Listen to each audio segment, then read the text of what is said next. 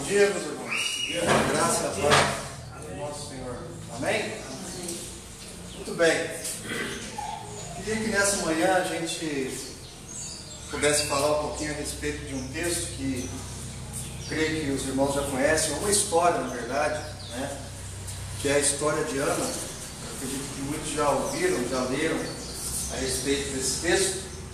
Eu queria que nós, baseados nesse texto, nesse livro, nós tirássemos algumas conclusões.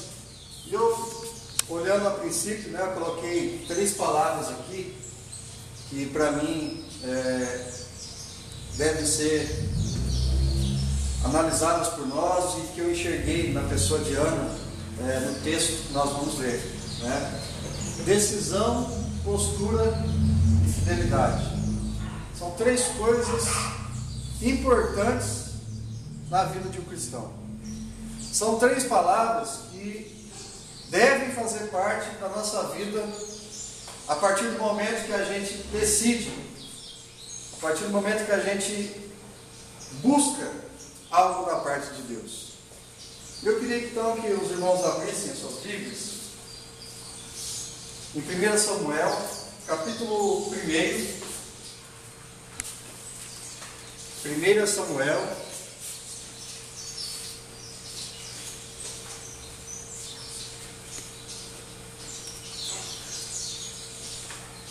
Samuel, capítulo 1,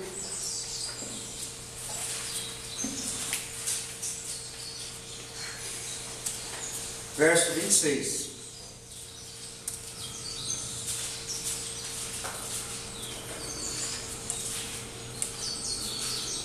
Samuel,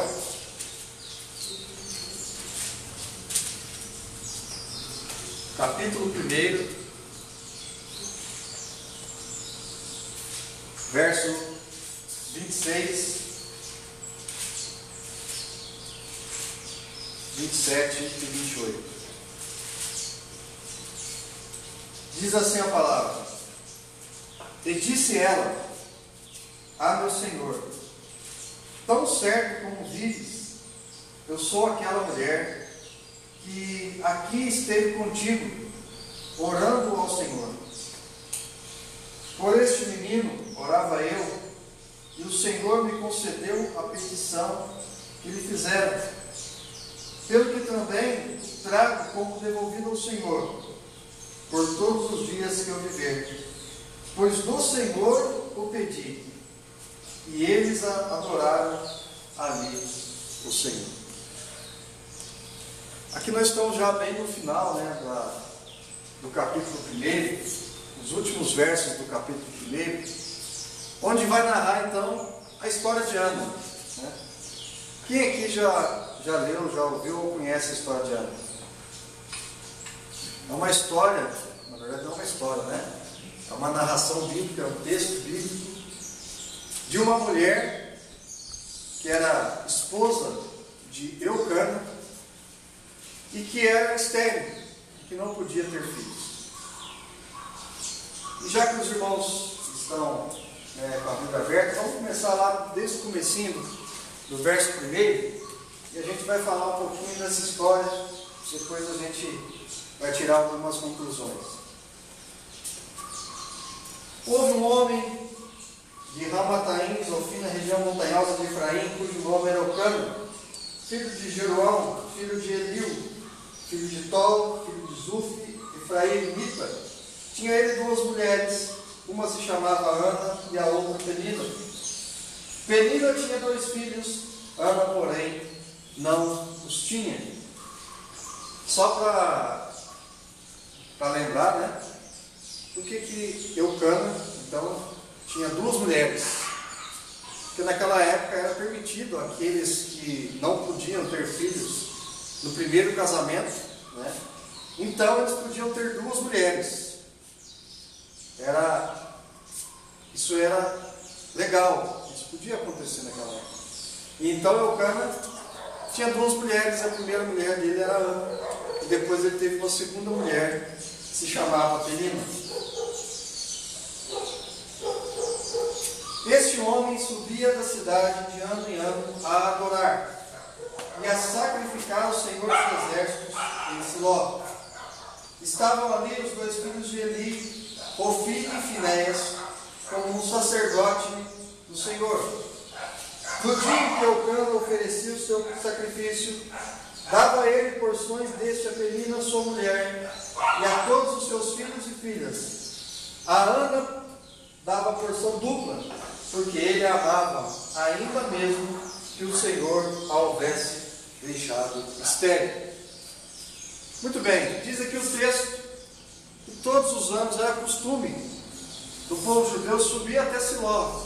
O que era? Onde que era Siló? Siló era a cidade onde ficava o tabernáculo.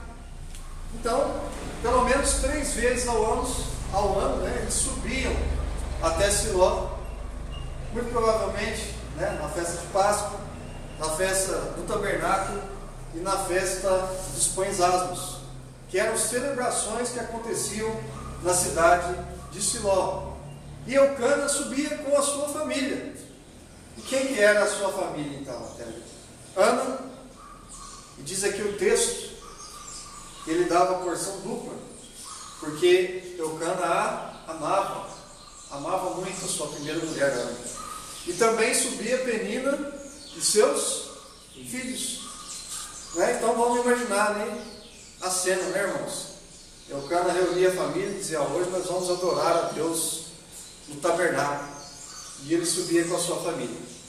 Então subia ali, Eucana na frente, Penina com seus filhos, diz o texto que eram alguns filhos, e Ana também junto. E aí eu fico imaginando, como que é você não ter algo, você não poder ter algo, e de repente você ter que conviver com alguém, que tem justamente aquilo que você mais queria do seu lado. E pior do que isso, mediante essa lei, ter que compartilhar a pessoa que você mais ama com outra, porque você não pôde dar a ele aquilo que era legal e aquilo que era necessário no casamento. Vamos imaginar então qual que era a situação de Ana. Mas todos os anos ela subia com Eucana até o término.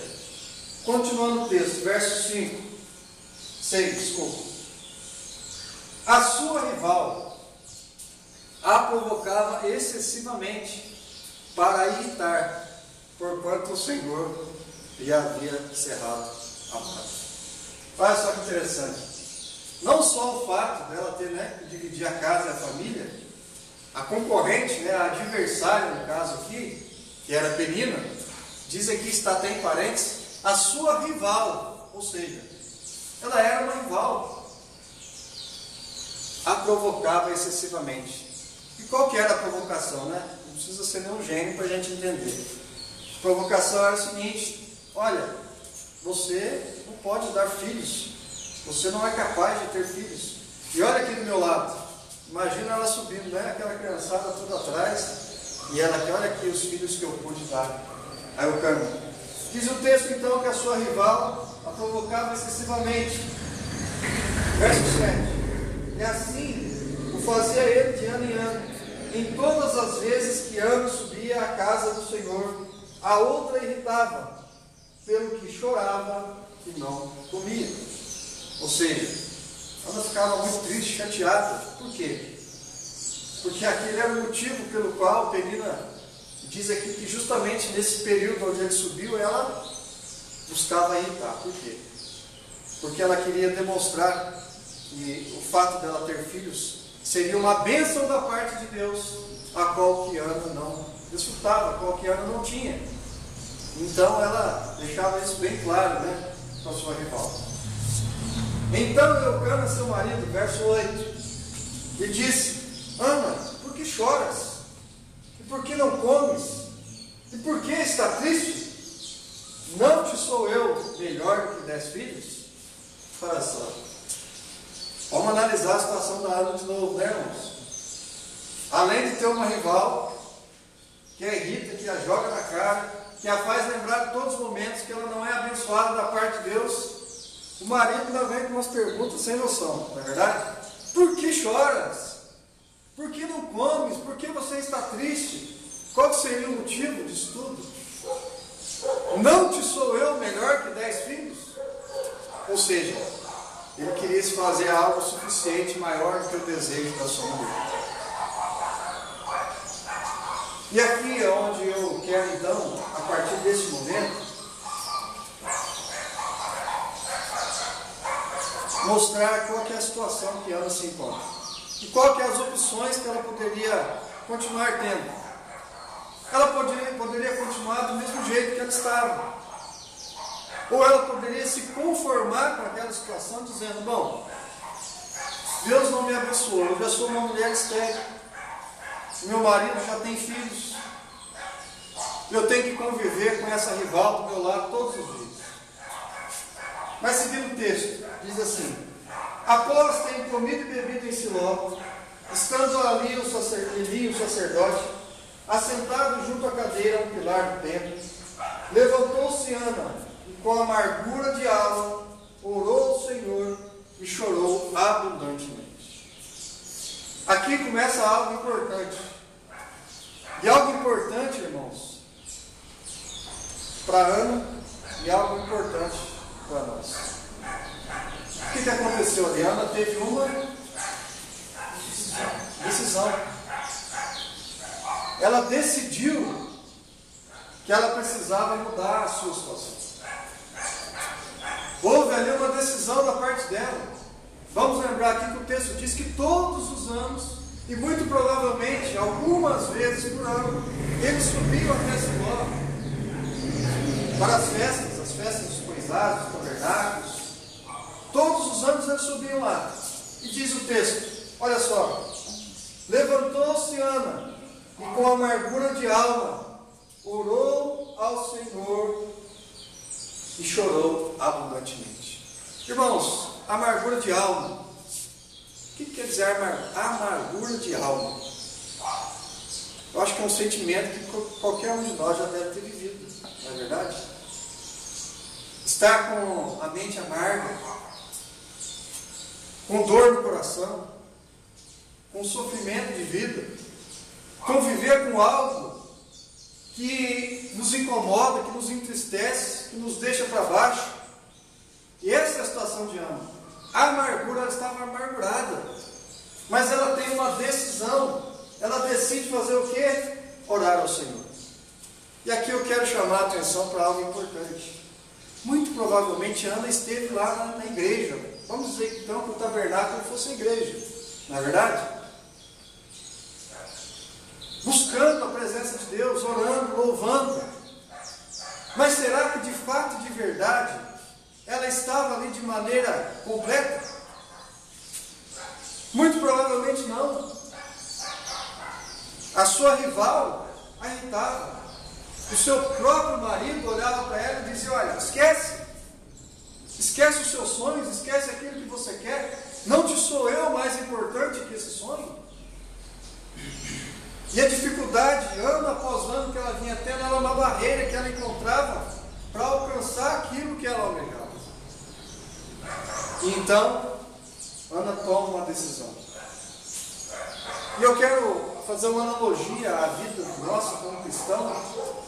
Muitas vezes a gente tem buscado até a Deus, buscado uma igreja, buscado participar de algo, de um culto, de uma situação, mas de fato, de verdade, nós temos colocado todo o nosso ser, toda a nossa vida, tudo aquilo que nós desejamos na presença de Deus?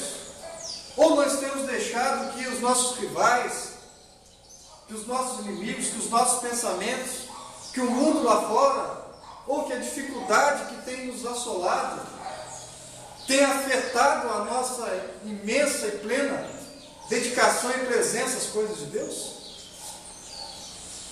A gente vai ver que daqui para frente algo se tornou diferente.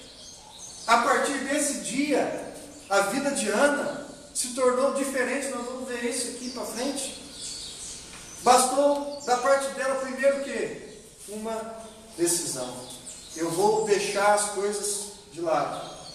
Eu vou deixar aqueles que estão tentando me desviar. Eu vou tentar tirar tudo para fora e vou me concentrar àquele que é capaz de realizar aquilo que eu quero. Essa foi uma decisão tomada por Ana. Olha só, verso 10, 11.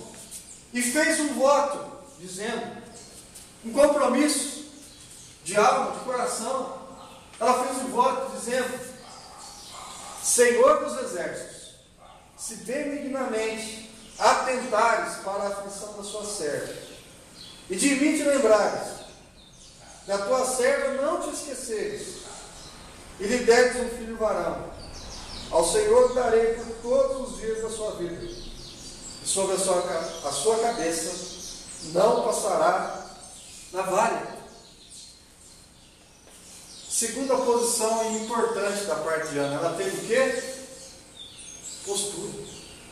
Ela mudou a sua postura. De alguém que estava lá chorando, triste, oprimida, na casa de Deus. Ela então se volta inteiramente para Deus, com humildade de coração. Olha só o que ela diz. Olha só a humildade de Ana. Se benignamente atentares para a aflição da sua serva. Se o Senhor lembrares de mim, se o Senhor não se esquecer de mim, e lhe deres um filho varão. Que Ana queria um filho homem. Ela queria um filho homem. Mas ela tem uma postura, ela faz um voto diante de Deus. Ela muda a sua postura. Diz o texto, verso 12. Demorando-se para orar perante o Senhor, passou Eli a observar o movimento dos lábios, porquanto Ana só no coração falava, seus lábios se moviam. Quero chamar a atenção dos irmãos. Demorando-se elas para orar ao Senhor, passou ali a observar os movimentos dos lábios. Verso 13. Porquanto Ana só no coração falava. Amado, isso aqui é algo muito importante. Porque muito provavelmente Ana, nas outras vezes que esteve no tabernáculo, se esse era o sonho dela, se isso era algo que oprimia a sua vida, se isso era um grande desejo seu, por que até então Deus não o havia concedido? Diz aqui que porquanto Ana só no coração falava, uma oração genuína que vinha de dentro, por inteiro, por completo. Lá em Mateus, o Senhor Jesus Cristo diz ao povo judeu, ele diz assim: esse povo com seus lábios me adora, mas o seu coração está longe de mim. Irmãos, às vezes acontece isso com a gente. A gente pode estar dentro da igreja, a gente pode estar no templo, a gente pode estar louvando, a gente pode estar fazendo isso com os nossos lábios, mas será que o nosso coração está na presença de Deus? Será que o nosso interior está buscando verdadeiramente, com confiança, a presença de Deus e a ação de Deus na nossa vida? A palavra de Deus: buscar-me-eis e me achareis quando me buscardes de todo o vosso coração. Tem que ser pleno. Enquanto Ana só no coração falava, seus lábios se moviam, porém não se lhe ouvia uma voz nenhuma. Por isso Eli a teve por embriagada. Olha só, tamanha era a fé e a expressão no coração, que ela orava com o coração quebrantado diante de Deus, os seus lábios apenas se mexiam. E eu fico imaginando, né? Ela estava ali com aquela força. E o sacerdote, então, Ana, olha para ela, porque eu já conhecia a Ana, e já tinha visto ela ali outras vezes. E olha só o que vai dizer então o texto. Verso 14. Ele disse: até quando estarás tu embriagada? Aparta-te deste vinho. Porém Ana respondeu: não, Senhor Deus, eu sou mulher atribulada de espírito, não bebi vinho nem bebida forte, porém venho derramando a minha alma perante ao Senhor. Olha só, irmãos, Eu sou mulher atribulada, espírito. Não bebi vinho nem bebida forte, porém, venho derramando a minha alma perante o Senhor. Essa atribulada do espírito é com tristeza na alma. Tristeza, amargura, na verdade? E aqui, irmãos, eu quero mais uma vez chamar a atenção para essa segunda palavra. Postura. Postura de coração e de alma. Porque Deus nos quer por inteiro. Deus quer de nós, irmãos, a nossa totalidade. Deus quer de nós a nossa total confiança. Não importa o que estão dizendo. Olha só a situação de Ana. O marido achava que do jeito que estava bom. A rival sempre jogava na cara que ela não poderia ter filhos. Até o sacerdote do templo achou que ela estava embriagada. Ele ser um sacerdote, né? Não entendia as coisas. Olha só, o sacerdote era Eli. O sacerdote.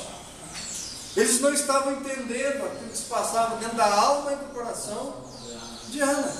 Mas ela, no seu interior, decidiu ter uma postura diferente diante de quem, irmãos?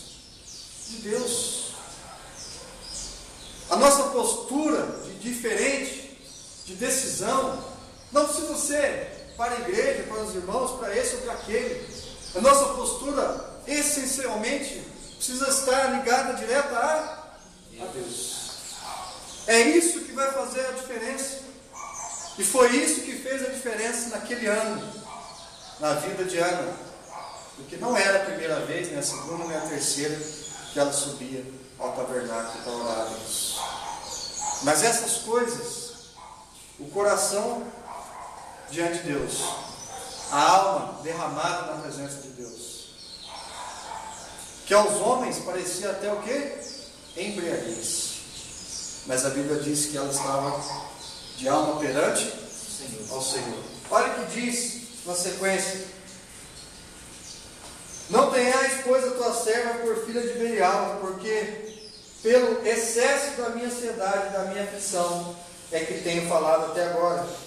Então lhe respondeu Eli: vai-te em paz, e o Deus de Israel te conceda a petição que lhe fizeste. Até então ele nem sabia o que era o desejo dela, não. Mas ele falou: vai em paz, Deus. Que Deus está ouvindo a sua oração. Vai-te em paz, vai-te com a sua alma tranquila, deixa de lado tudo, deixa a sua aflição, vai-te em paz, e o Deus de Israel te conceda a petição. E fizeste.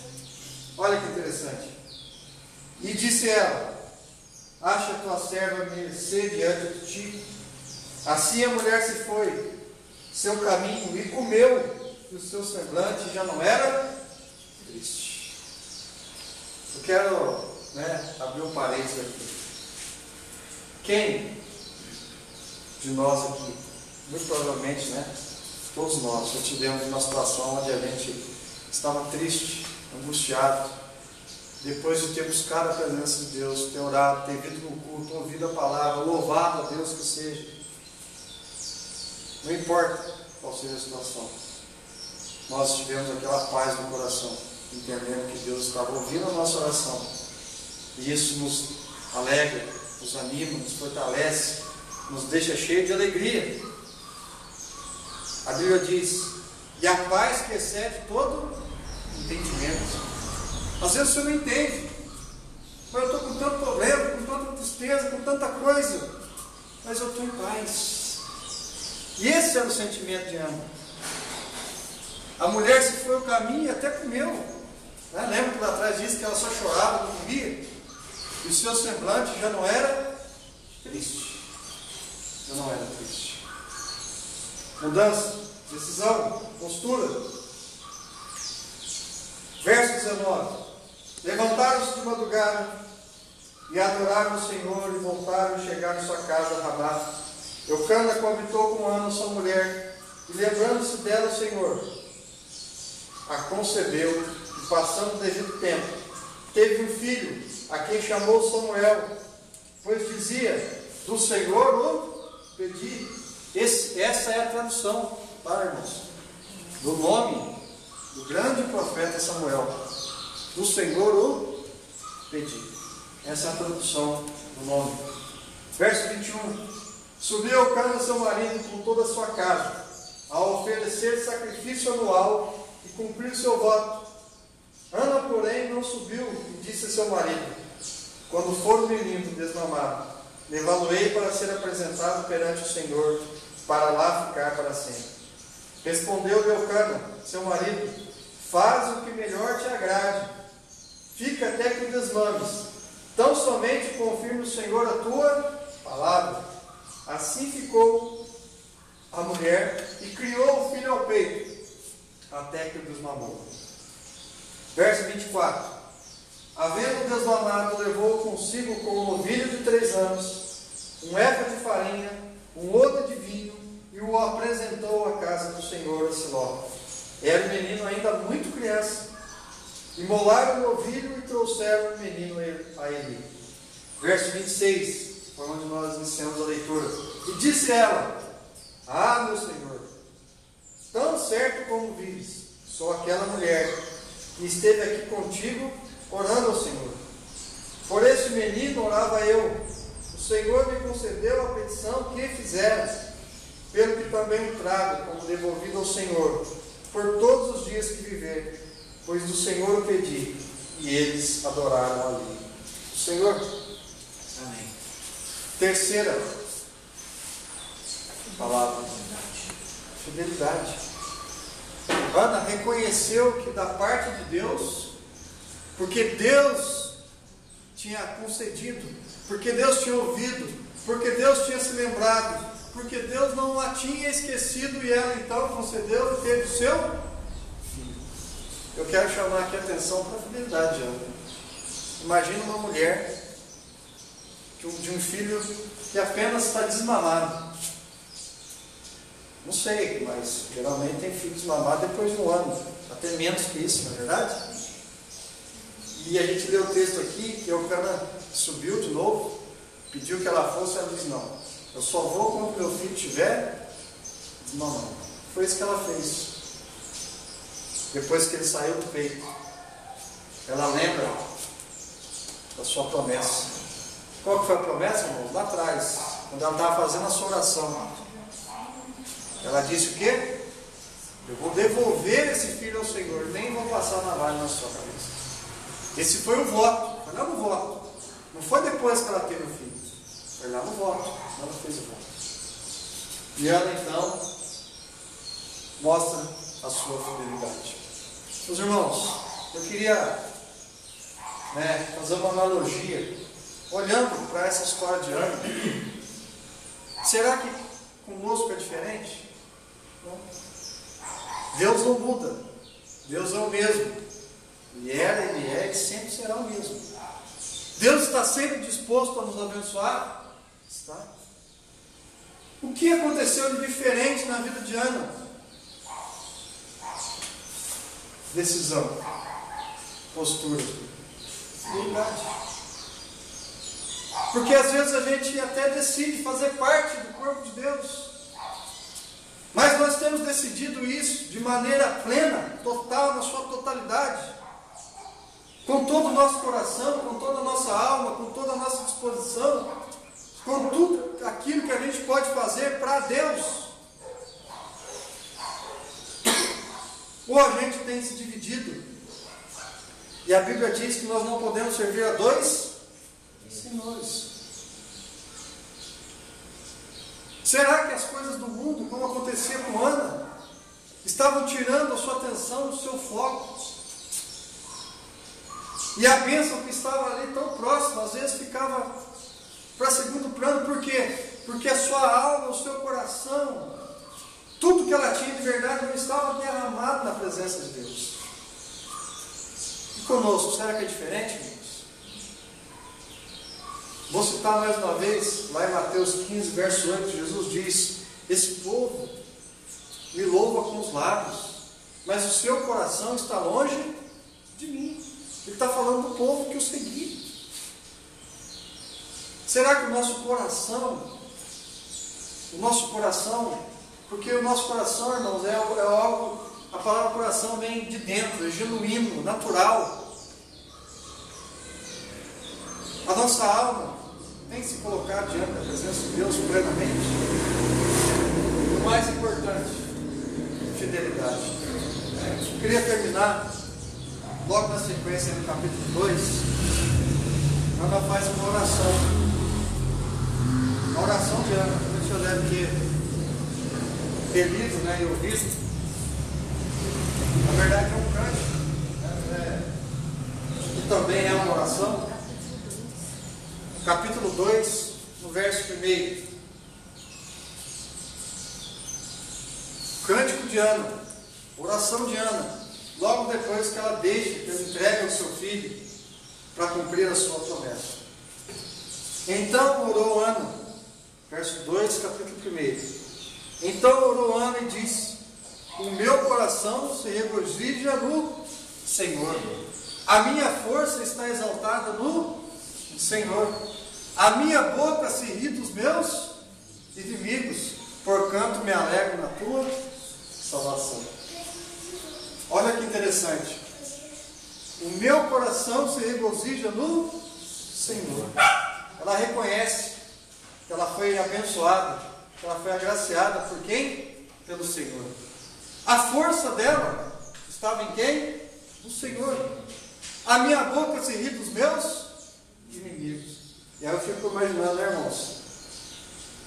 Mais do que subir com seu filho, Ana depois tinha a oportunidade de todos os anos visitar o seu filho no templo, que foi dado por Deus, devolvido por Deus, por cumprimento de uma promessa do próprio Deus. Que coisa maravilhosa, né, irmãos? Que coisa tremenda. E ela diz: porquanto me alegro na sua salvação. Quem não comia, quem só chorava, hoje diz: me alegro na tua salvação. E o verso 2 ela diz: não há santo como o Senhor, porque não há outra além de ti, e rocha não há nenhuma como o nosso Deus. Irmãos, não há ninguém, não há nada, não há algo maior do que o nosso Senhor.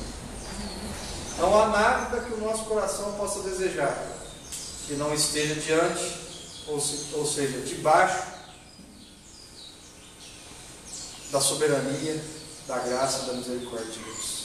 Amém. Não há nada que o nosso coração possa desejar que o nosso Deus não possa nos dar.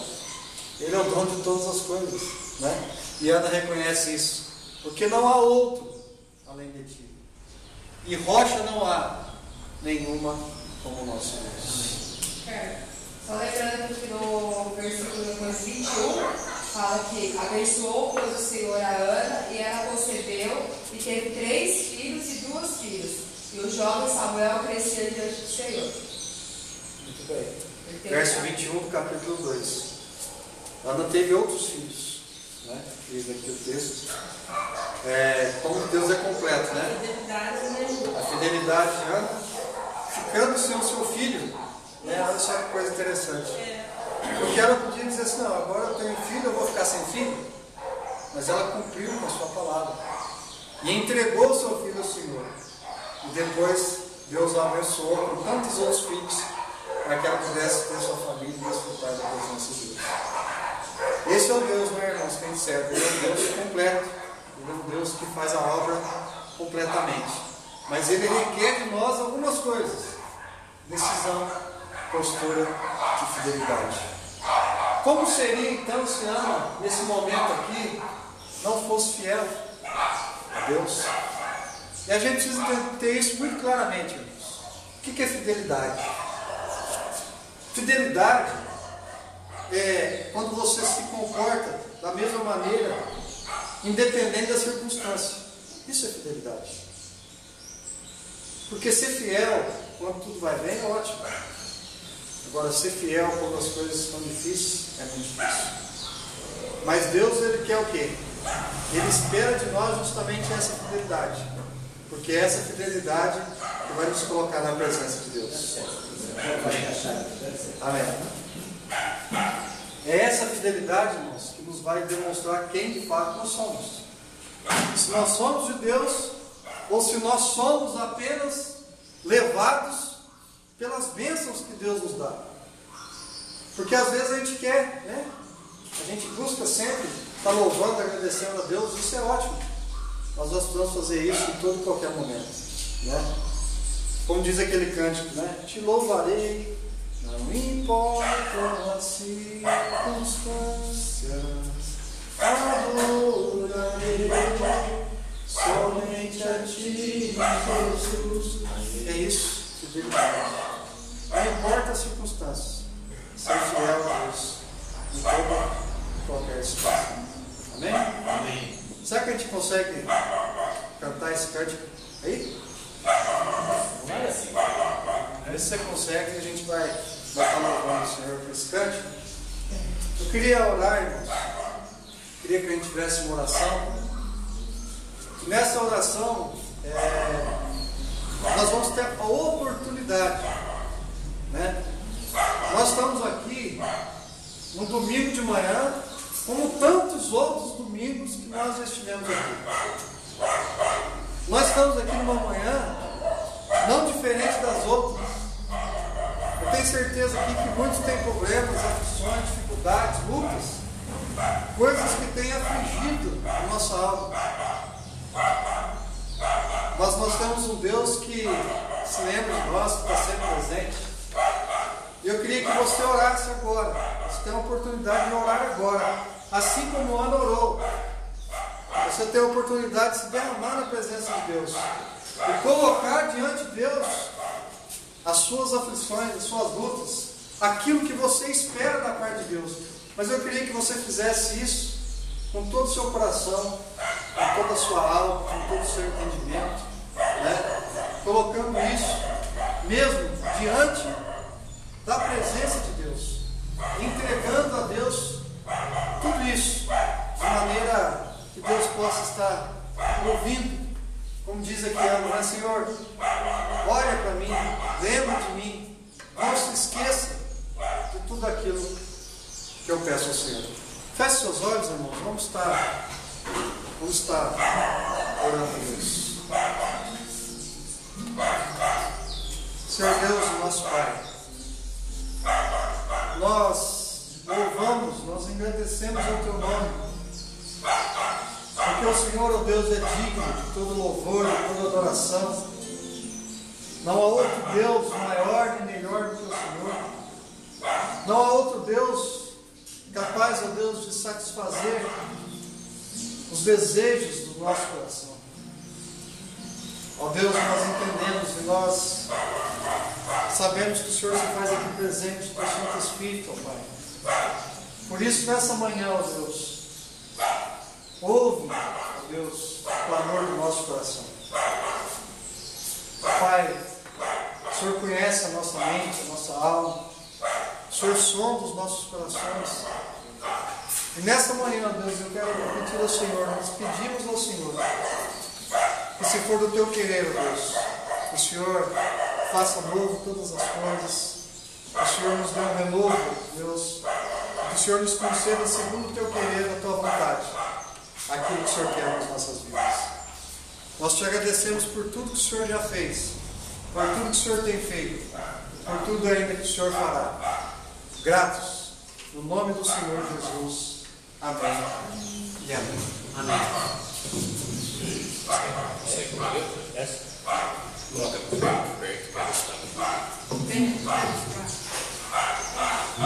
Vamos colocar de pé, irmãos, para a gente poder louvar a Deus.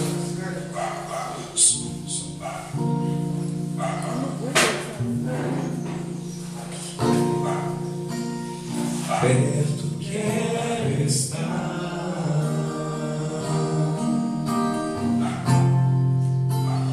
junto aos Teus pés,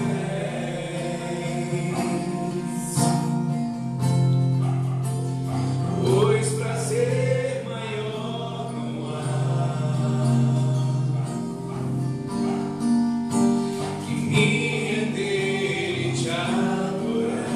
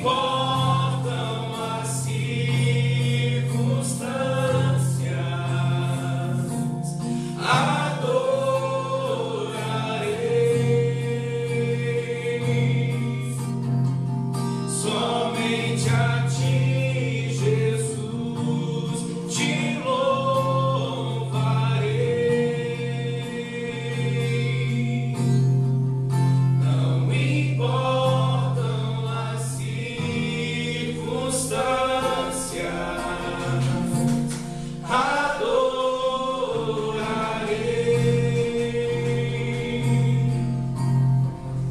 somente a Ti, Jesus.